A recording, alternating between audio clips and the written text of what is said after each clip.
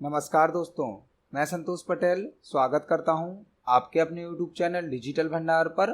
आज की वीडियो में हम CPCT एग्जाम मई 2023 के लिए कंप्यूटर से संबंधित इम्पोर्टेंट क्वेश्चंस को समझने वाले हैं। यह हमारा CPCT एग्जाम मई 2023 के लिए पार्ट नंबर 20 है। इस वीडियो में हम CPCT एग्जाम के लिए कंप्यूटर से संबंधित 20 इम्पोर्टेंट क्वेश्चंस को समझने वाले हैं। यह सभी वही क्वेश्चन हैं जो पहले भी CPCT एग्जाम में पूछे जा चुके हैं। तो चलिए शुरुआत करते हैं आज की वीडियो का। देखते हैं आज का हमारा पहला क्वेश्चन क्या है। पहला क्वेश्चन हमसे पूछा गया है, ब्लैंक एक कंटेनर है जो कंप्यूटर सिस्टम बनाने वाले अधिकांश इलेक्ट्रॉनिक कंपोनेंट्स को रखता है। ब्लैंक एक कंटेनर है जो कंप्यूटर सिस्टम बनाने वाले अधिकांश इलेक्ट्रॉनिक कंपोनेंट्स को रखता है। पहला क्वेश्चन हमसे पूछा गया है, ब्लैंक एक कंटेनर है। कंटेनर मतलब जिसके अंदर कुछ चीजों को रखा जा सकता है। कंटेनर मतलब एक बॉक्स जो कंप्यूटर सिस्टम बनाने वाले अधिकांश इलेक्ट्रॉनिक कंपोनेंट्स को रखता है। कंप्यूटर सिस्टम के साथ आपने देखा होगा एक बॉक्स होता है जिसके अंदर motherboard, RAM, power supply, processor, सभी प्रकार के हार्डवेयर कंपोनेंट लगे होते हैं, इलेक्ट्रॉनिक कंपोनेंट लगे होते हैं। उस बॉक्स को बोला जाता है सिस्टम यूनिट। सिस्टम यूनिट जिसे हम कैबिनेट भी कहते हैं। कंप्यूटर सिस्टम के साथ सिस्टम यूनिट या कैबिनेट होती है जिसके अंदर कई प्रकार के हार्डवेयर कंपोनेंट को फिट किया जाता है, लगाया जाता है।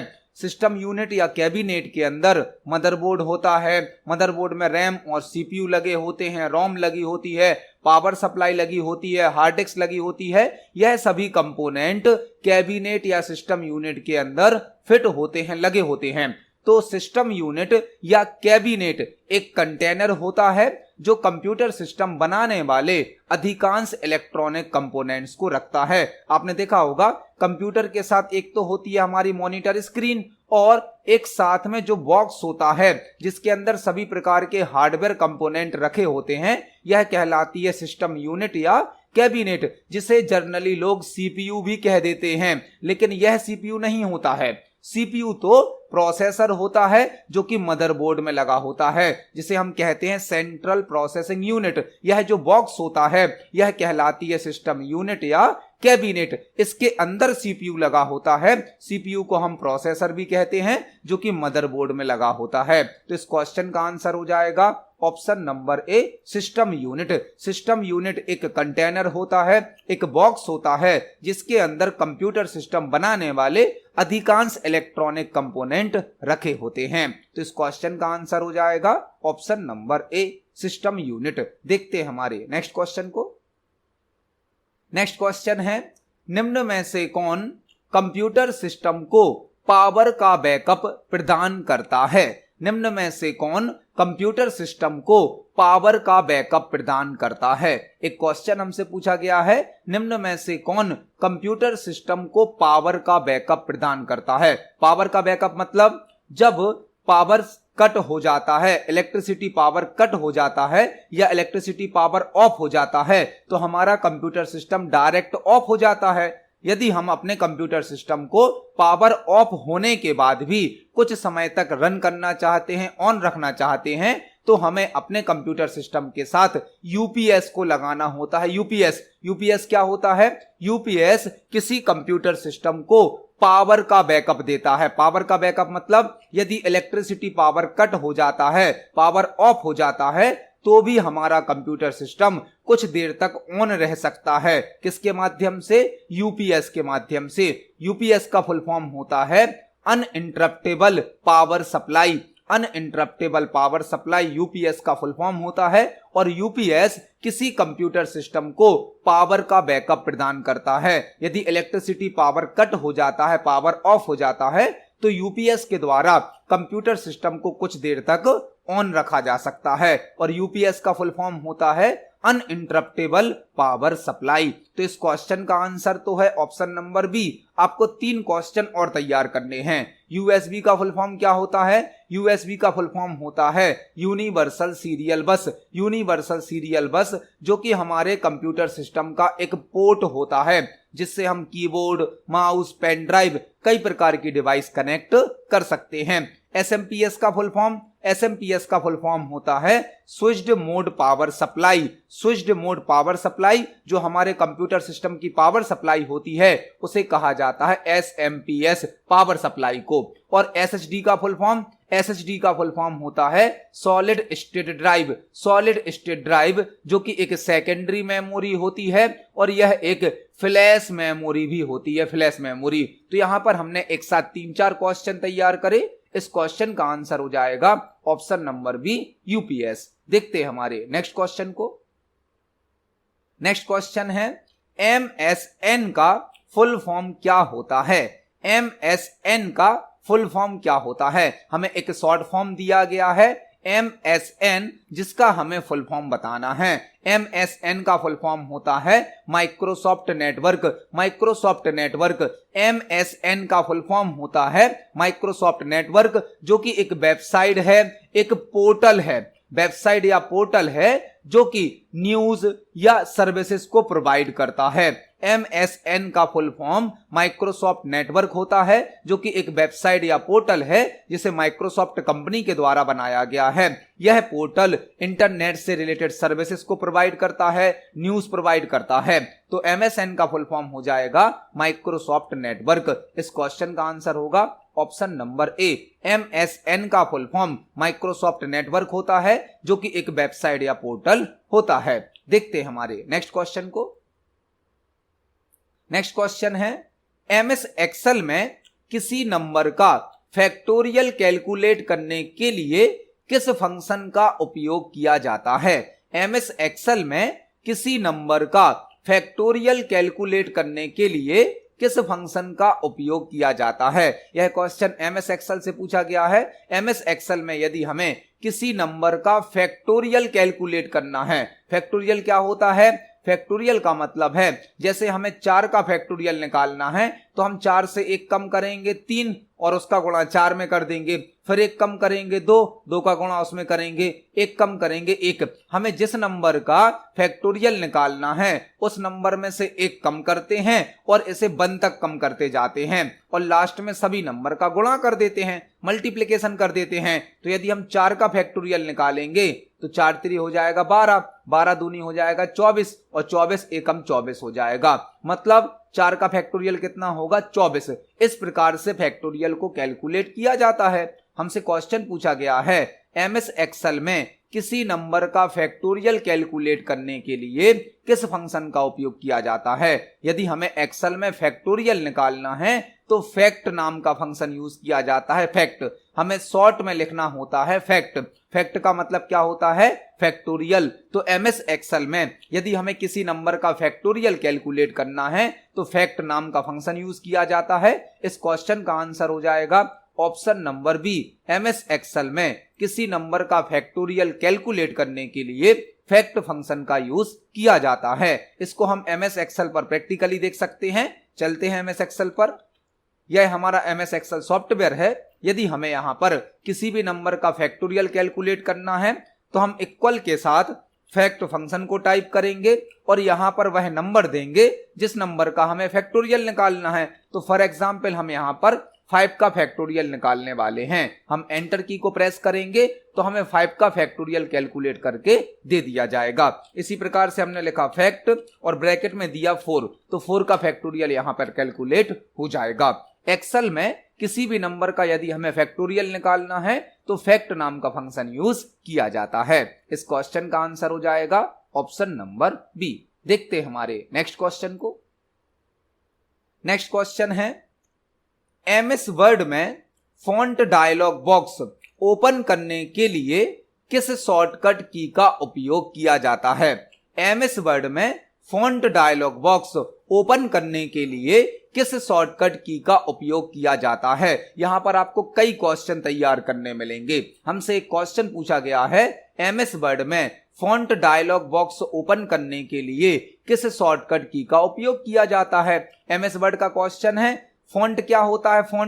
फॉन्ट का यूज होता है फॉर्मेटिंग करने के लिए। फॉर्मेटिंग, यदि हमें अपने टेक्स्ट को अट्रैक्टिव शो करना है, आकर्षक दिखाना है, तो हम टेक्स्ट की फॉर्मेटिंग करते हैं। जो भी हम एमएस वर्ड में टेक्स्ट टाइप करते हैं, उस टेक्स्ट को अट्रैक्टिव बनाने के लिए फॉर्मेटिंग का यूज किया जाता है। और फॉर्मेटिंग करने के लिए फॉन्ट डायलॉग बॉक्स की आवश्यकता होती है। फॉन्ट डायलॉग बॉक्स की जो फॉन्ट ऑप्शन है, यह एमएस वर्ड के होम टैब में प्राप्त होता है। होम टैब में जो फॉन्ट ऑप्शन है, फॉन्ट ग्रुप है, यह एमएस वर्ड के होम टैब में प्राप्त होता है।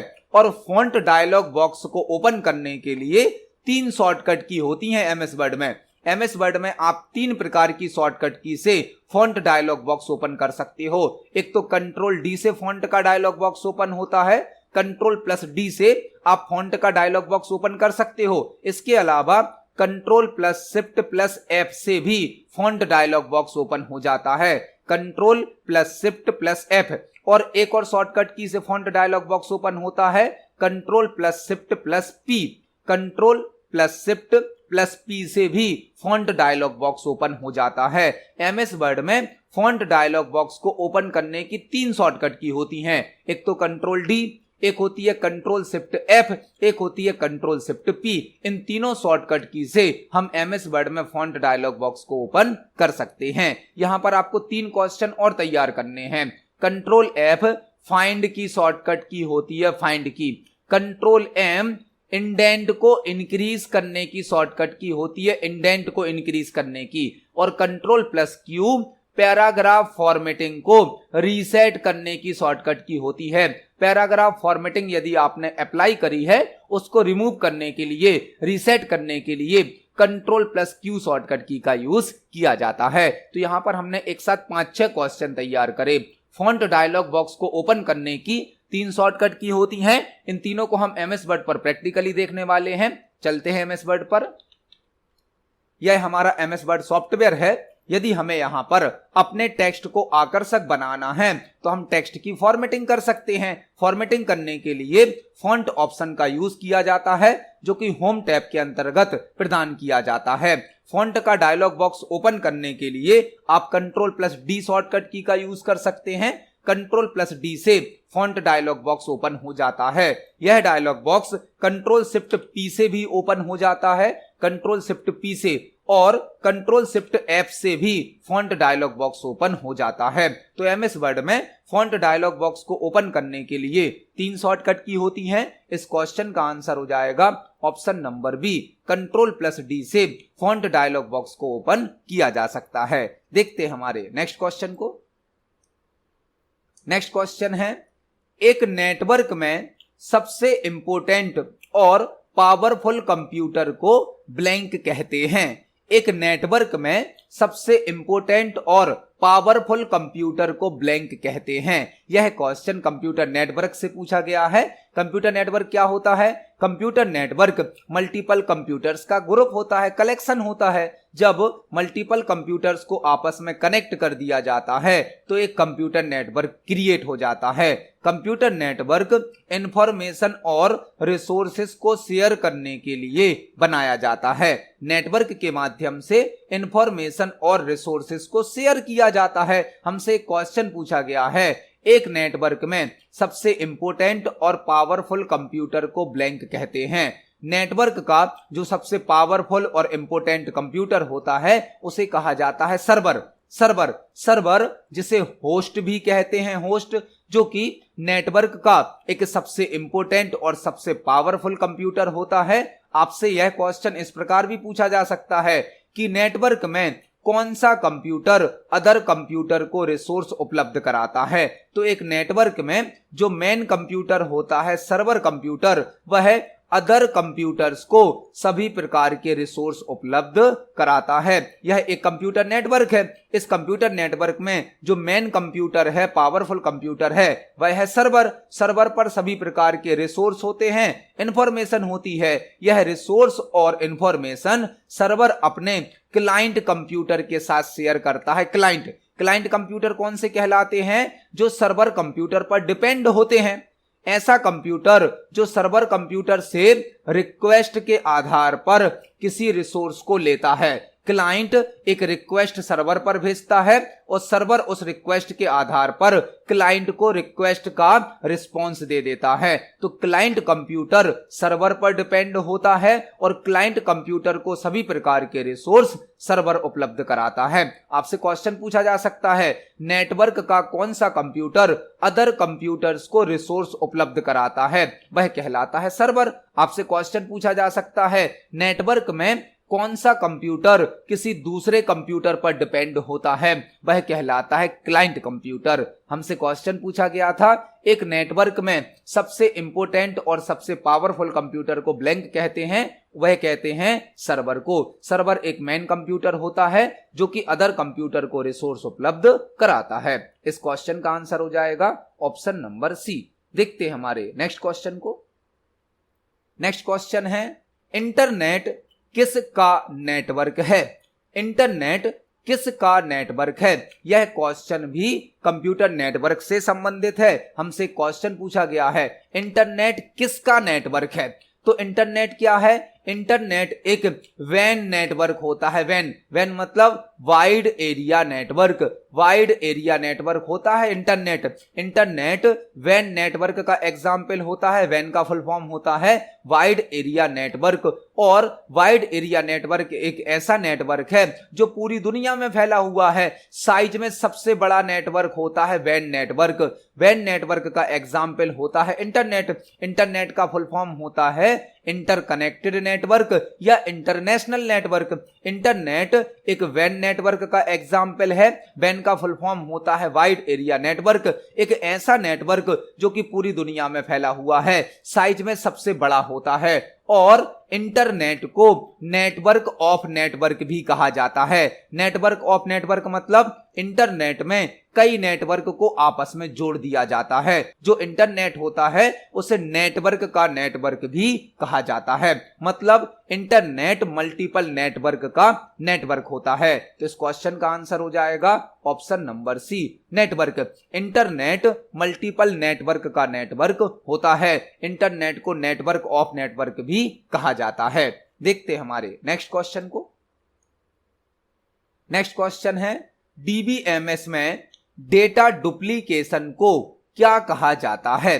डीबीएमएस में डेटा डुप्लीकेशन को क्या कहा जाता है? यह क्वेश्चन डीबीएमएस से पूछा गया है। डीबीएमएस से, डीबीएमएस का फुल फॉर्म क्या होता है? डीबीएमएस का फुल फॉर्म होता है database management system. Database management system. DBMS का फुल फॉर्म क्या होता है? Database management system. एक ऐसा सिस्टम, एक ऐसा सॉफ्टवेयर जो डेटाबेस को बनाने की, डेटाबेस को मैनेज करने की, डेटाबेस को एडिट करने की और डेटाबेस पर ऑपरेशन परफॉर्म करने की सुविधा प्रदान करता है, उसे कहा जाता है डीबीएमएस। मतलब कि डेटाबेस मैनेजमेंट सिस्टम। जैसे कि एमएस एक्सेस है, ओरेकल है, माई एसक्यूएल है, यह सभी डीबीएमएस सॉफ्टवेयर होते हैं। हमसे क्वेश्चन पूछा गया है, डीबीएमएस में डेटा डुप्लीकेशन को क्या कहा जाता है? डेटा डुप्लीकेशन मतलब किसी डेटा की मल्टीपल एंट्री जब हो जाती हैं या किसी डेटा की एक से अधिक एंट्री हो जाती हैं तो वह क्या कहलाता है? डेटा का डुप्लीकेशन। मतलब यदि एक ही रिकॉर्ड को एक से ज्यादा बार फिल कर दिया जाता है तो उसे कहा जाता है डेटा डुप्लीकेशन। और डीबीएमएस में डेटा डुप्लीकेशन को डेटा रिडंडेंसी भी कहा जाता है। डेटा रिडंडेंसी का मतलब होता है डेटा का डुप्लीकेट भर जाना, डेटा की डुप्लीकेट एंट्री हो जाना। तो डेटा डुप्लीकेशन को डेटा रिडंडेंसी भी कहा जाता है। इस क्वेश्चन का आंसर हो जाएगा option number C, data duplication को डेटा रिडंडेंसी भी कहा जाता है। देखते हैं हमारे नेक्स्ट क्वेश्चन को। नेक्स्ट क्वेश्चन है, ब्लैंक प्रोसेस का उपयोग सेकेंडरी स्टोरेज डिवाइस में इंफॉर्मेशन को सेव करने के लिए किया जाता है। एक क्वेश्चन हमसे पूछा गया है, ब्लैंक प्रोसेस का उपयोग सेकेंडरी स्टोरेज डिवाइस में इंफॉर्मेशन को सेव करने के लिए किया जाता है। हमसे क्वेश्चन पूछा गया है कि निम्न में से किस प्रोसेस का उपयोग सेकेंडरी स्टोरेज डिवाइस में इंफॉर्मेशन को सेव करने के लिए किया जाता है। यहां पर आपको दो क्वेश्चन तैयार करने हैं। सेकेंडरी स्टोरेज डिवाइस कौन सी होती हैं? वह डिवाइस जो परमानेंटली डेटा को स्टोर करती हैं, जैसे कि hard disk, CD, DVD, pen drive, इस प्रकार की जो डिवाइस होती हैं वह कहलाती हैं सेकेंडरी स्टोरेज डिवाइस। जब आप सेकेंडरी स्टोरेज डिवाइस पर किसी इंफॉर्मेशन को सेव करते हैं तो उसे कहा जाता है डेटा को राइट करना। डेटा को राइट करना, जो हार्ड डिस्क है, फ्लॉपी डिस्क है, सीडी है, डीवीडी है, मतलब सेकेंडरी स्टोरेज डिवाइस है, उस पर जब हम इंफॉर्मेशन को सेव करते हैं तो उसे कहा जाता है डेटा को राइट करना, मतलब इंफॉर्मेशन को किसी डिवाइस पर लिखना। तो उसे क्या बोलेंगे हम? डेटा की राइटिंग। डेटा की राइटिंग मतलब इंफॉर्मेशन को फाइल पर सेव करना। और आपसे क्वेश्चन पूछा जा सकता है, किसी सेकेंडरी स्टोरेज डिवाइस से फाइल को प्राप्त करना या इंफॉर्मेशन को प्राप्त करने के लिए कौन सी प्रोसेस यूज की जाती है? उसके लिए यूज की जाती है रीडिंग प्रोसेस। रीडिंग मतलब जो डेटा पहले से सेकेंडरी मेमोरी में स्टोर है उसको आप क्या कर रहे हो? रीड कर रहे हो फाइल को ओपन करके। मतलब किसी डिवाइस पर इंफॉर्मेशन को सेव करने की प्रक्रिया कहलाती है डेटा राइटिंग, और किसी डिवाइस से इंफॉर्मेशन को प्राप्त करने की, ओपन करने की प्रक्रिया कहलाती है डेटा रीडिंग। तो इस क्वेश्चन का आंसर हो जाएगा option number C. Writing process का उपयोग सेकेंडरी स्टोरेज डिवाइस में इंफॉर्मेशन को सेव करने के लिए किया जाता है। देखते हैं हमारे नेक्स्ट क्वेश्चन को। नेक्स्ट क्वेश्चन है, कैड का फुल फॉर्म क्या होता है? कैड का फुल फॉर्म क्या होता है? एक हमें शॉर्ट फॉर्म दिया गया है कैड, जिसका हमें फुल फॉर्म बताना है।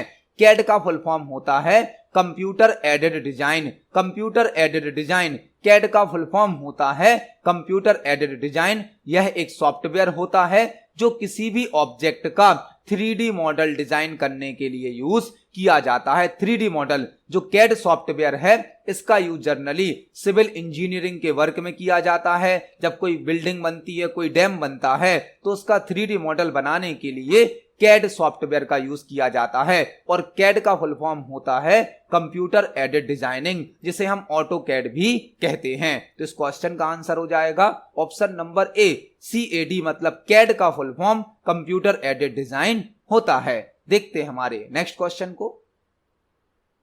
नेक्स्ट क्वेश्चन है, रिफ्रेश रेट को ब्लैंक में मेजर किया जाता है। रिफ्रेश रेट को ब्लैंक में मेजर किया जाता है। रिफ्रेश रेट को ब्लैंक में मेजर किया जाता है। रिफ्रेश रेट क्या होता है? रिफ्रेश रेट मॉनिटर का एक कैरेक्टरिस्टिक होता है। मॉनिटर का जो मॉनिटर होता है, जो कि एक आउटपुट डिवाइस होती है, जो कि हमें सॉफ्ट कॉपी आउटपुट प्रदान करती है। मॉनिटर एक आउटपुट डिवाइस होती है जो कि हमें सॉफ्ट कॉपी आउटपुट प्रदान करती है।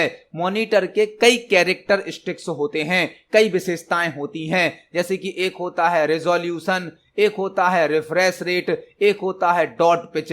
इस प्रकार से मॉनिटर के कई कैरेक्टरिस्टिक्स होते हैं। उसी में से एक कैरेक्टरिस्टिक्स होता है रिफ्रेश रेट। रिफ्रेश रेट क्या करता है?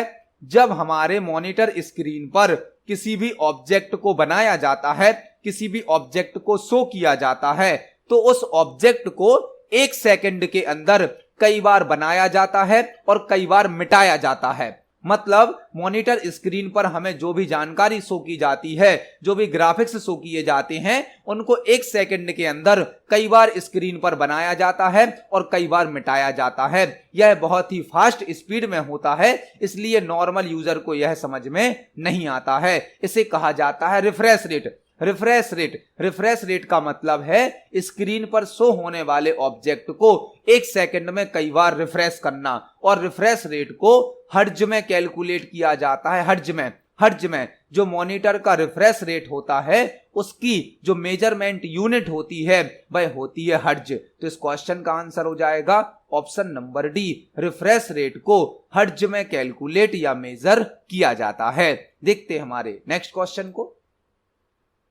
नेक्स्ट क्वेश्चन है, निम्नलिखित में से कौन सा एक वर्ड डॉक्यूमेंट का नाम डिस्प्ले करता है? निम्नलिखित में से कौन सा एक वर्ड डॉक्यूमेंट का नाम डिस्प्ले करता है? यह क्वेश्चन MS वर्ड से पूछा गया है। MS वर्ड में वर्ड डॉक्यूमेंट का नाम कहां शो होता है? जब आप MS वर्ड को ओपन करते हैं तो MS वर्ड की एक विंडो ओपन होती है। विंडो जिसे हम डायलॉग बॉक्स भी कहते हैं, जिसे हम MS वर्ड का इंटरफेस भी कहते हैं, जिसमें सबसे ऊपर होता है टाइटल बार। टाइटल बार में सॉफ्टवेयर का नाम होता है और फाइल का नाम होता है। मतलब MS वर्ड का जो डॉक्यूमेंट का नाम होता है वह कहां शो किया जाता है? टाइटल बार में। जब भी आप कोई सॉफ्टवेयर ओपन करते हैं तो सॉफ्टवेयर की विंडो में सबसे ऊपर होता है टाइटल बार और सबसे नीचे होता है स्टेटस बार। टाइटल बार में क्या शो किया जाता है? टाइटल बार में आपके सॉफ्टवेयर का नाम शो किया जाता है, जो भी सॉफ्टवेयर आप ओपन करे हैं, और उसी टाइटल बार में फाइल का नाम भी शो किया जाता है। तो इस क्वेश्चन का आंसर क्या होगा? Title bar. निम्नलिखित में से कौन सा एक वर्ड डॉक्यूमेंट का नाम डिस्प्ले करता है? किसी भी सॉफ्टवेयर में फाइल का नाम कहां शो किया जाता है? टाइटल बार में। इसको हम MS वर्ड पर प्रैक्टिकली देख सकते हैं। यह हमारा MS वर्ड का डायलॉग बॉक्स है, MS वर्ड की विंडो है, जिसमें सबसे ऊपर टाइटल बार है। टाइटल बार में आप देख सकते हैं फाइल का नाम शो किया जा रहा है document1 और वर्ड सॉफ्टवेयर का नाम शो किया जा रहा है। तो किसी भी सॉफ्टवेयर में सबसे ऊपर होता है टाइटल बार, जिसमें फाइल का नाम और सॉफ्टवेयर का नाम शो किया जाता है। तो वर्ड डॉक्यूमेंट मतलब वर्ड की फाइल, उसका नाम कहां शो होता है? टाइटल बार में। और MS वर्ड में जो फाइल बनती है उसे हम क्या कहते हैं? डॉक्यूमेंट कहते हैं। बाय डिफॉल्ट फाइल का नाम document1 होता है। MS वर्ड में जो फाइल बनती है उसे डॉक्यूमेंट कहा जाता है। बाय डिफॉल्ट फाइल का नाम क्या होता है? document1 होता है और डॉक्यूमेंट का एक्सटेंशन .docx होता है।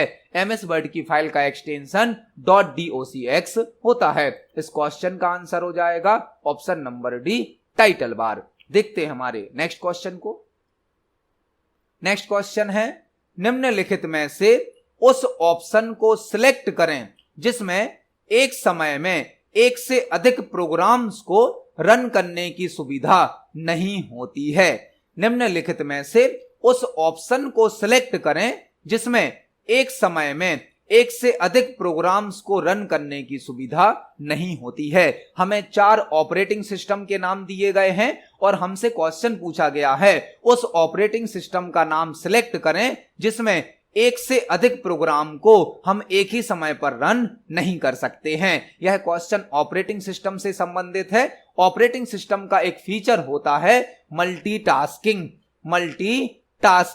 जिसे हम मल्टी प्रोग्रामिंग भी कहते हैं। मल्टीटास्किंग मतलब एक ही समय पर कई कार्य करना, एक ही समय पर कई टास्क को परफॉर्म करना, यह फीचर कहलाता है मल्टीटास्किंग। मल्टीटास्किंग के द्वारा या मल्टी प्रोग्रामिंग के द्वारा एक ही समय पर एक से अधिक प्रोग्राम को रन किया जा सकता है। जो विंडोज ऑपरेटिंग सिस्टम है यह मल्टीटास्किंग को सपोर्ट करता है, लाइनेक्स भी मल्टीटास्किंग को सपोर्ट करता है, यूनिक्स भी मल्टीटास्किंग को सपोर्ट करता है, लेकिन डॉस ऑपरेटिंग सिस्टम मल्टीटास्किंग को सपोर्ट नहीं करता है। डॉस भी एक ऑपरेटिंग सिस्टम है जिसका फुल फॉर्म होता है disk operating system. Disk operating system यह एक ऐसा ऑपरेटिंग सिस्टम है जो एक समय पर केवल एक ही प्रोसेस को रन करने की सुविधा प्रदान करता है। डॉस एक CUI बेस्ड ऑपरेटिंग सिस्टम है, मतलब यह कैरेक्टर यूजर इंटरफेस पर वर्क करता है। यह एक सिंगल यूजर ऑपरेटिंग सिस्टम है,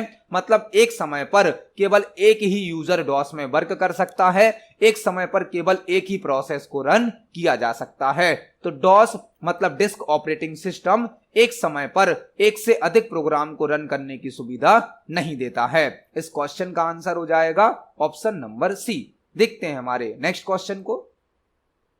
नेक्स्ट क्वेश्चन है, MS वर्ड में कॉपीराइट सिंबल को टाइप करने के लिए किस शॉर्टकट की का उपयोग किया जाता है? MS वर्ड में कॉपीराइट सिंबल को टाइप करने के लिए किस शॉर्टकट की का उपयोग किया जाता है? यह क्वेश्चन भी MS वर्ड से पूछा गया है। यदि हमें MS वर्ड में कॉपीराइट सिंबल को टाइप करना है तो किस शॉर्टकट की का उपयोग किया जाता है? कॉपीराइट सिंबल आपने देखा होगा, इस प्रकार से होता है, एक सर्किल के अंदर C कैरेक्टर लिखा होता है, यह कहलाता है कॉपीराइट सिंबल। यहां पर आपको 3 क्वेश्चन तैयार करने हैं। हमसे क्वेश्चन पूछा गया है MS वर्ड में कॉपीराइट सिंबल टाइप करने की शॉर्टकट की क्या होती है? तो कॉपीराइट सिंबल में C कैरेक्टर होता है, C इसकी शॉर्टकट की होती है control alt C. Control alt C से हम कॉपीराइट सिंबल को टाइप कर सकते हैं। Copyright symbol alt control C या कंट्रोल ऑल्ट सी से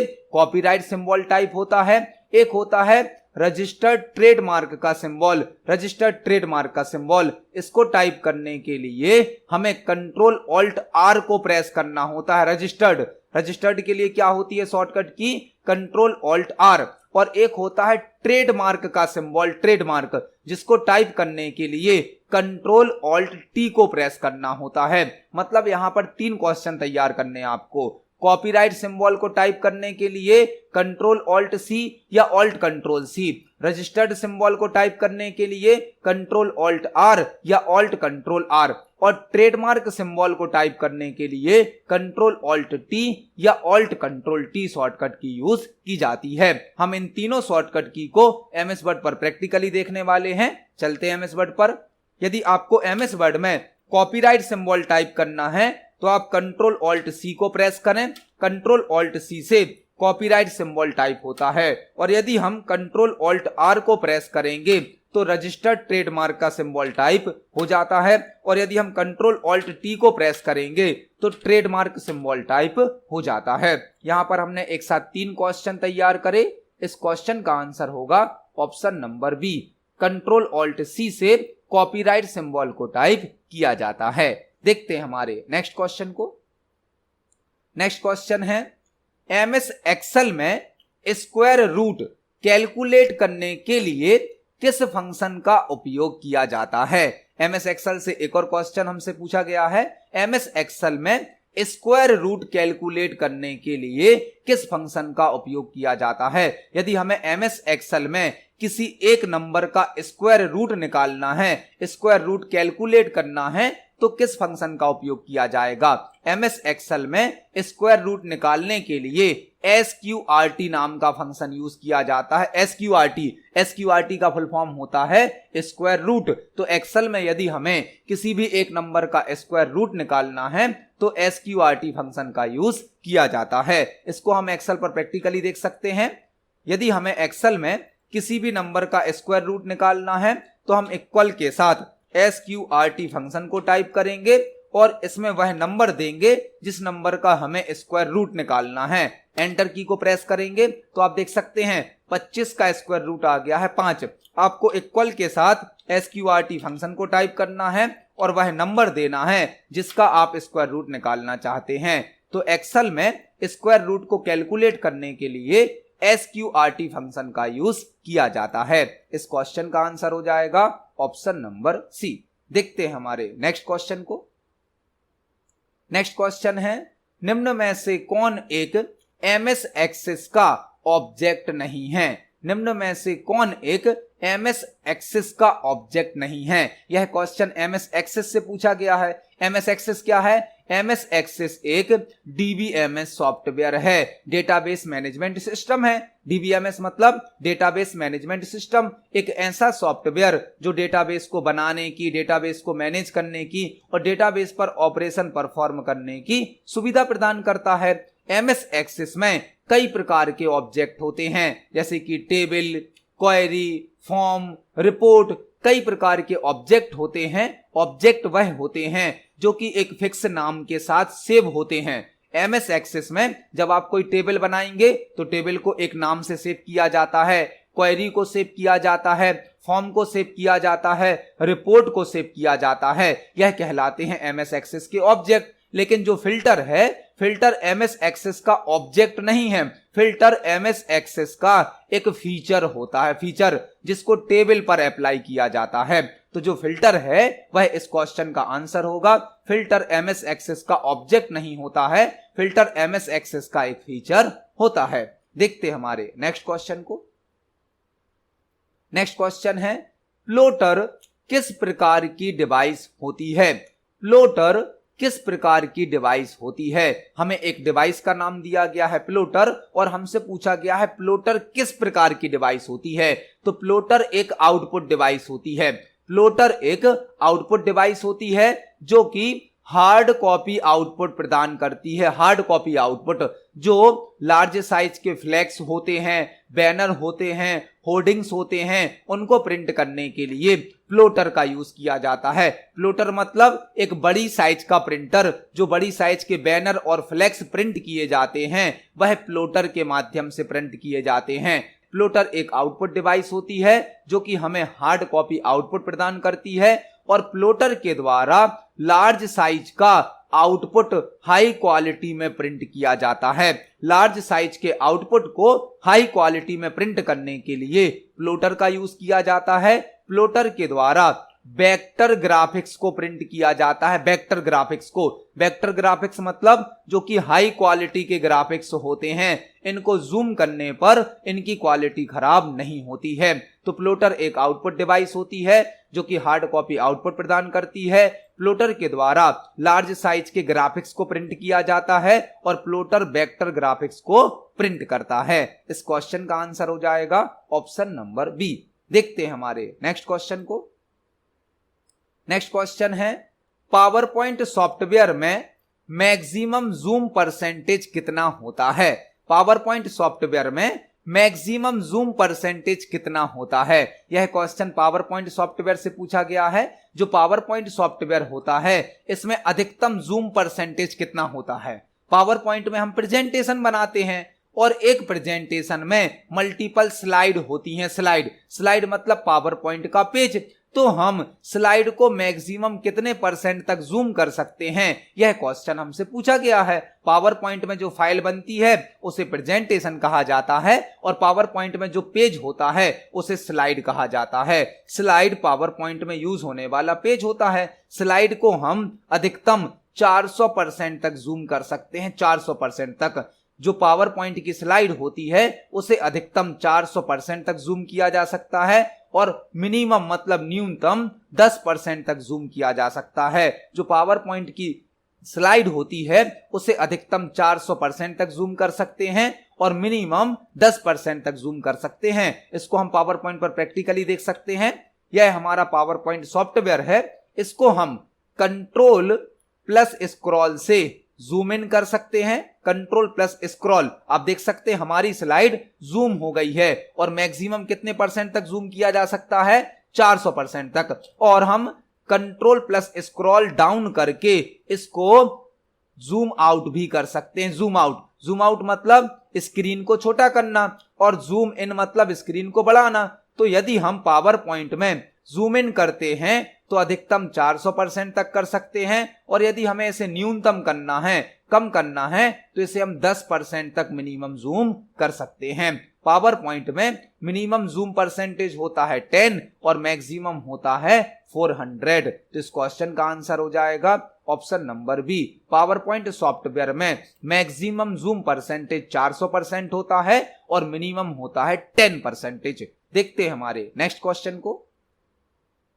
नेक्स्ट क्वेश्चन है, पावर पॉइंट में उपयोग होने वाले पेज को क्या कहा जाता है? पावर पॉइंट में उपयोग होने वाले पेज को क्या कहा जाता है? इस क्वेश्चन का आंसर हमने प्रीवियस क्वेश्चन में ही समझ लिया। पावर पॉइंट एक प्रेजेंटेशन सॉफ्टवेयर होता है। प्रेजेंटेशन सॉफ्टवेयर पावर पॉइंट का उपयोग प्रेजेंटेशन क्रिएट करने के लिए किया जाता है और जो प्रेजेंटेशन बनती है उसके अंदर होती है मल्टीपल स्लाइड। मतलब पावर पॉइंट प्रेजेंटेशन का जो पेज होता है उसे क्या कहा जाता है? स्लाइड कहा जाता है।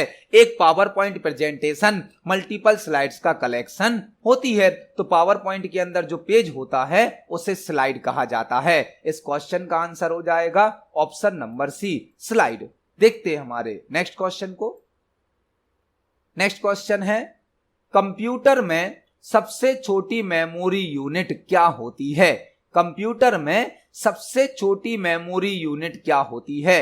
यह क्वेश्चन कंप्यूटर में यूज होने वाली मेमोरी यूनिट से पूछा गया है। मेमोरी यूनिट से। मेमोरी यूनिट क्या होती है?